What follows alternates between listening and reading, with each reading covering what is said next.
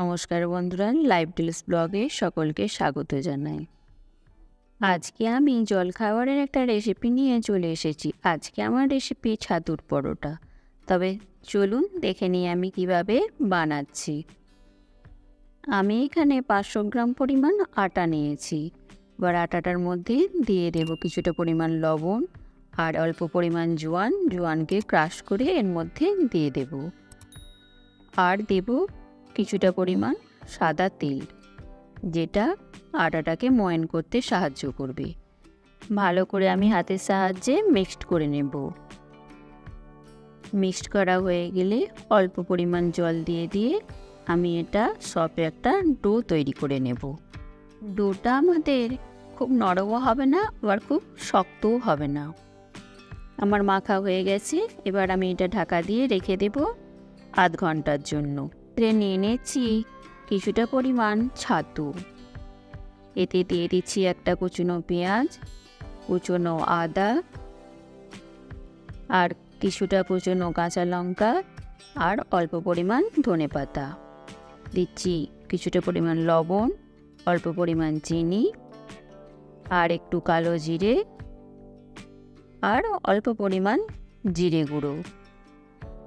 ভালো করে এটা মিক্সড করে নেব। মিক্সড করা হয়ে গেলে অল্প পরিমাণ জল দিয়ে মেখে নেব। খুব নরমও হবে না, আবার খুব শক্তও হবে না। খুব শক্ত হয়ে গেলে কিন্তু ছাতুর পরোটা খেতে ভালো হবে না। এভাবে আমি যেভাবে মেখেছি দেখুন। এর পরবর্তী স্টেপে আমি আটাটা থেকে একটা একটা করে লই কেটে নেব। আমার চ্যানেল ফলো করে যারা রান্নার ভিডিও দেখেন অবশ্যই চ্যানেলটি সাবস্ক্রাইব করবেন এবং সাবস্ক্রাইব করে পাশে থাকা বেল আইকনকে প্রেস করে দেবেন।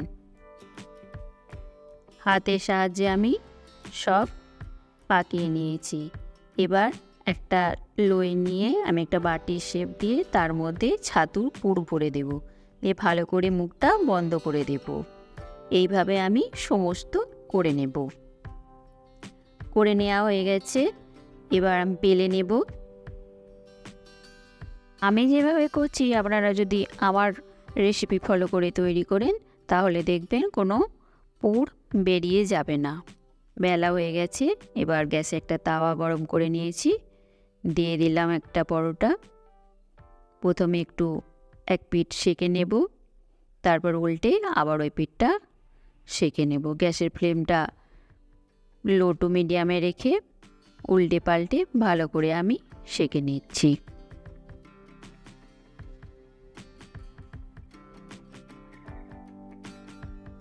ভালো করে আমার সেঁকা হয়ে গেছে। এবার অল্প পরিমাণ সাদা তেল চারিদিকে দিয়ে দেব। দিয়ে ভালো করে খুন্তির সাহায্যে স্প্রেড করে দিয়ে আবার উল্টে ভালো করে ভেজে নেব। দেখুন বন্ধুরা, আমার ছাতুর পরোটা থেকে কিন্তু কোনো ছাতুর পুর বেরিয়ে যায়নি। দেখতেই পেলেন আমার রেসিপিটা।